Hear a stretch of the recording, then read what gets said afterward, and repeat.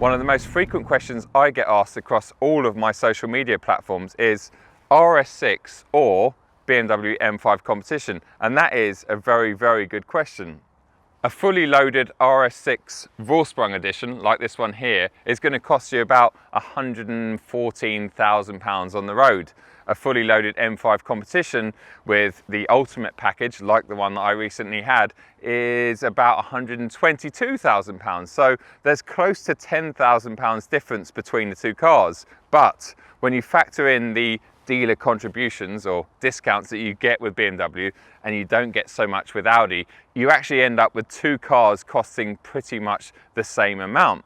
The next question you've got to ask yourself is, do you want a saloon or do you want an estate, or an Avant as Audi call it? Because the M5 competition is only available in a saloon and the RS6 is only available in an estate. They both have very similar V8 lumps up front. Audi's 4-litre V8 twin-turbo produces 600 horsepower, whereas BMW's 4.4-litre V8 twin-turbo produces 625 horsepower, so 25 horsepower gain. But the Audi produces 50 newton-meters more torque. This weapon's actually got 800 newton-meters of torque, which is just ridiculous. The RS6 is a little bit heavier though. You probably would expect that because it is an estate or a wagon, so there's a bit more metalwork hanging out the back. All of that power and torque on both cars is fed through the brilliant ZF 8-speed gearbox, and both cars are all-wheel drive. Quattro system on the Audi and the MX drive system on the M5 competition. That equates to a claimed 0 to 62 figure of 3.3 seconds on the M5 competition, which I've recently proved to be wrong. Typically BMW is very conservative, and I actually managed to get a 3-second flat on that car. Audi claimed 3.6 seconds for this, and I'm in no doubt that it's quicker, so we'll try that out a little bit later in the video.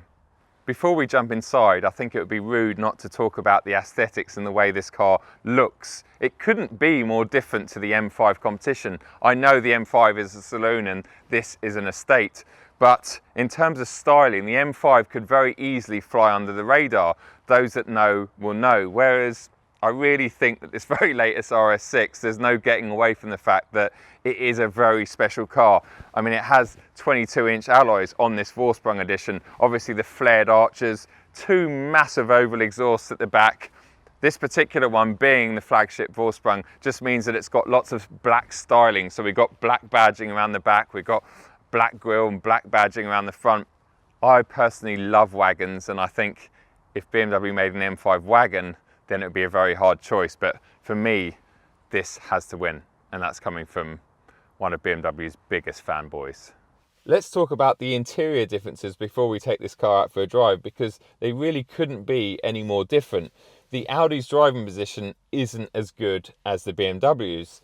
The Audi's seats, although they are very, very good, they're not as good as the ones in the M5 competition, which I talk about all the time and strongly back as being the greatest seat out there. Super comfortable, super supportive, and super adjustable for all shapes and sizes. I think that's what really lets these seats down a little bit. Is someone of my height, I'm 6'4", and I don't fit in these perfectly well. I just feel like I'm a little bit too tall for them. Maybe someone of 5'10", 5'11", these are going to feel pretty good.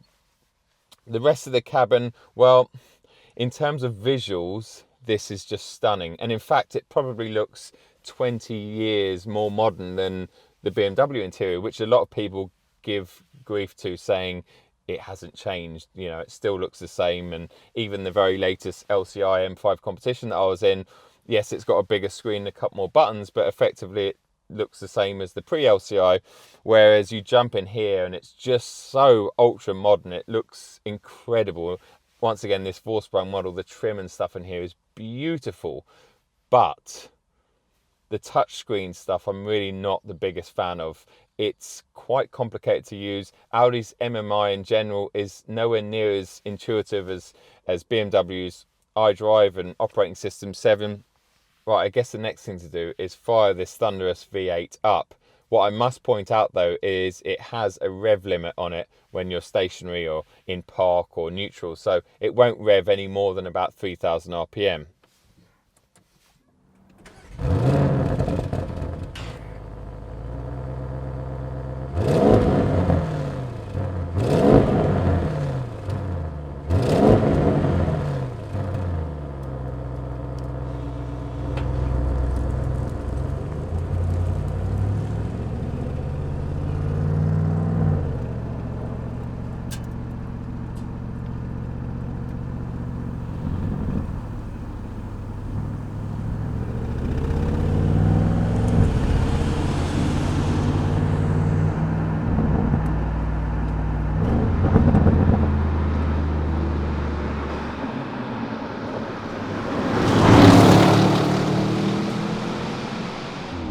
Okay guys, first things first, let's test out this car's launch control. Audi claim it will do 0 to 62 miles an hour in 3.6 seconds. My race box is ready, left foot is hard down on the brake, right foot on the accelerator, launch control active, here we go.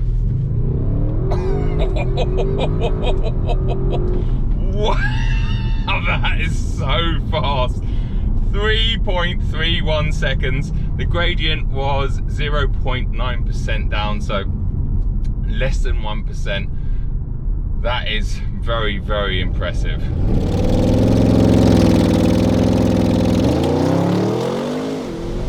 Audi's claim figure was 0.3 of a second slower than what we managed to get out of the race box.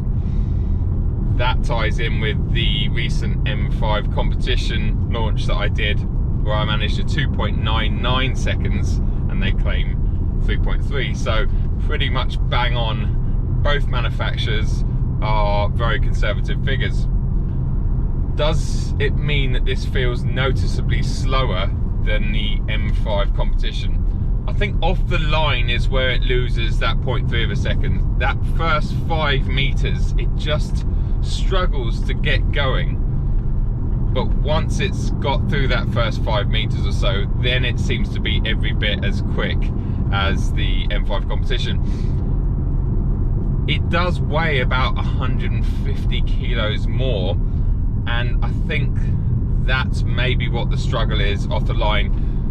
When you factor in also the software on this ZF 8-speed gearbox, they've got the same gearboxes but very different software applications, and the one in the M5 competition is just so much better. It's sharper, it responds really well, and in fact, although I love this gearbox, when you try it in some of the bigger Audis like the A6s and A7s and A8s or their RS equivalent or S equivalents, it just seems a little bit clumsy, and I'm not sure if it's something they've engineered into the software to make it more efficient on that WLTP testing run. Before we go any further with this review, I just want to talk about the new range of control and shift clothing we have.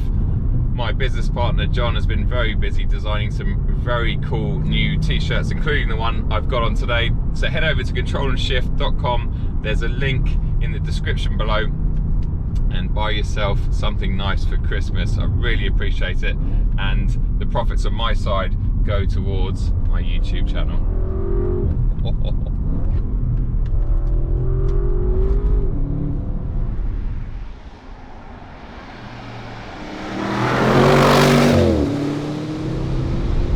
Let's calm everything down a little bit and knock the car back into its most relaxed setting. I'm currently in RS1, which is my most aggressive preset button. So let's cycle through RS2 and then back into comfort using the RS mode button on the steering wheel, and take it out of manual and into automatic.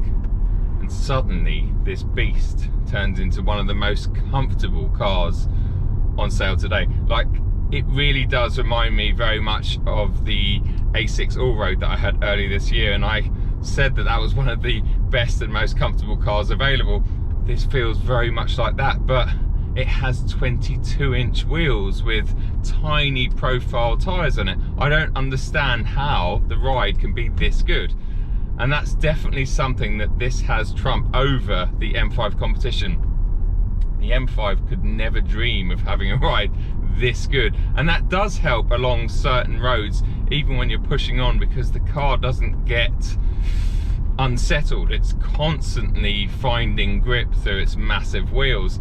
It's just a really amazing party trick that this car has, and I think if you're looking at an M5 or an RS6 as a family wagon, I really think that does make a big difference, because that extra comfort just makes it far more enjoyable on longer drives, and just so comfortable and relaxed to live with. I know someone spending over £100,000 on either of these two cars aren't going to be too concerned about fuel consumption, but I'm going to talk about it anyway.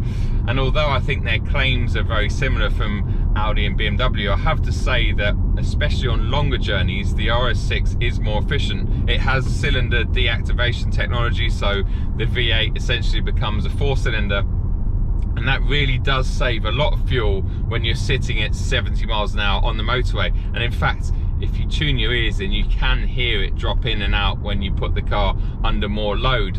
But it's a really, really nice little feature to have, and when I've done some really long journeys or road trips in the RS6 or RS7, I've definitely noticed that cylinder deactivation and the instant drop in MPG, or sorry, fuel consumption.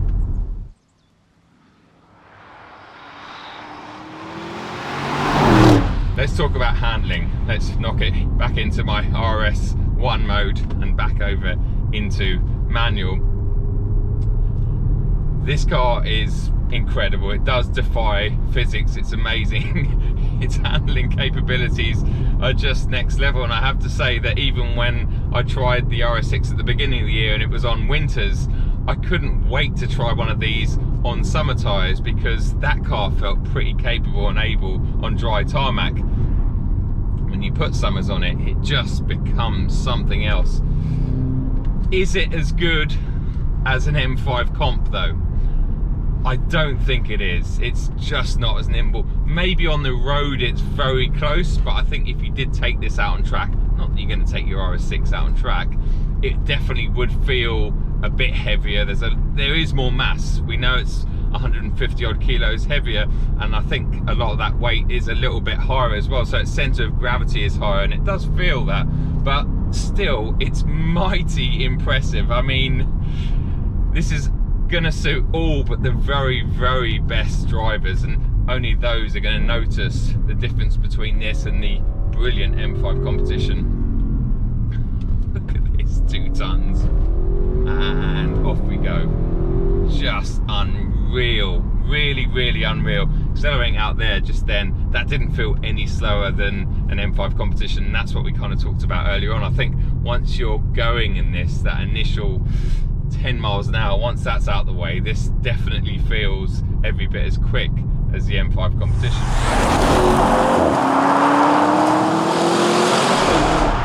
I would say the RS6 is a little bit easier and better to live with.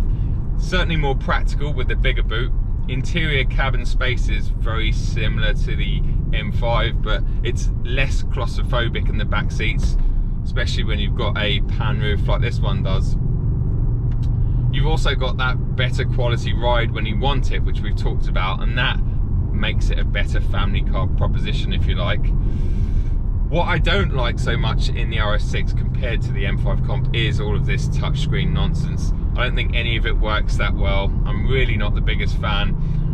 This car has got pretty much every single option, as we talked about, and the head-up display is pretty good, but it's not as good as the one in the BMW. So I really think the tech in here, the seats, are just not at the BMW levels or standards. It does look special in here, and again, subjectively, it looks more modern and nicer in here, but in terms of the way it actually works, it's not the best. It's one of those form over function interiors.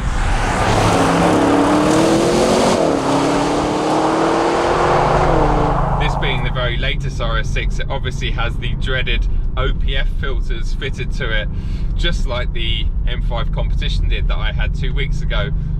But I really think this does sound better. It sounds more like a muscle car, more like a V8 should sound. Listen to this. Love it. Yes, it's not as loud and brash as the C7 RS6 was, but it still sounds really good. And when it's hot and you change down gears as you're slowing down, it does get some pops and cracks out the exhaust. Let's see if we can get some now. Into first. I can hear them. I'm not sure if you guys can, but obviously they are muffled because of the OPF filters and stuff, but it sounds pretty damn good still.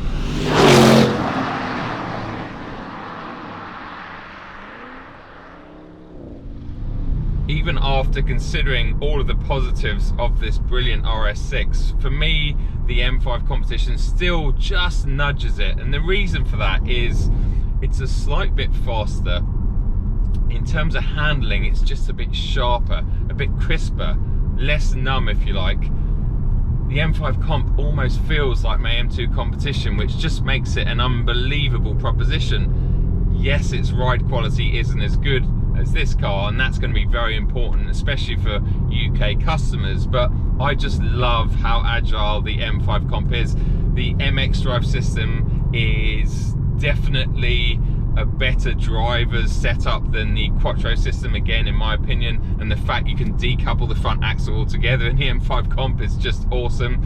Also, the driving position for someone of my height is better in the M5, and that's usually the way with BMWs versus Audis, except the new S3's got a very good driving position.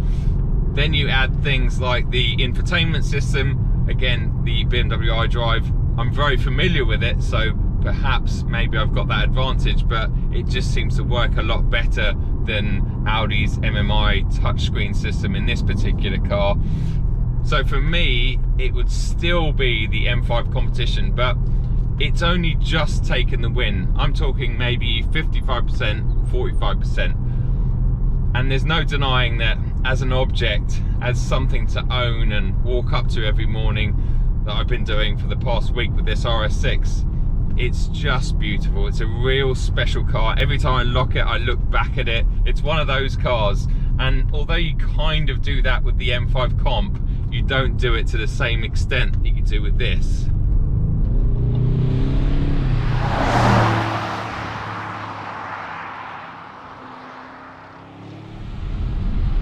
Hope you've enjoyed today's video. I know there's going to be a lot of Audi fanboys and girls attacking me in the comment section below, saying that I've made the wrong decision, but like I said, everything I've said has been subjective, and the M5 competition just suits me better in my life at the moment. That's not to say that this RS6 is a worse car. If anything, in many areas it's actually better, and I'm really going to miss it. Massive thanks to Cams Hall for letting us do the intro there. Remember to check them out in the description below. Obviously check out my clothing brand Control and Shift, which will also be below, and huge thanks to my buddy Patrick for helping us film this video, some of the flybys and the intro itself.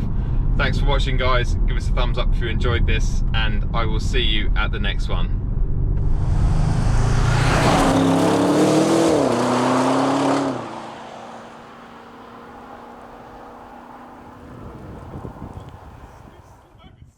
I think you gotta wait for the boot to already be like opening before you start walking.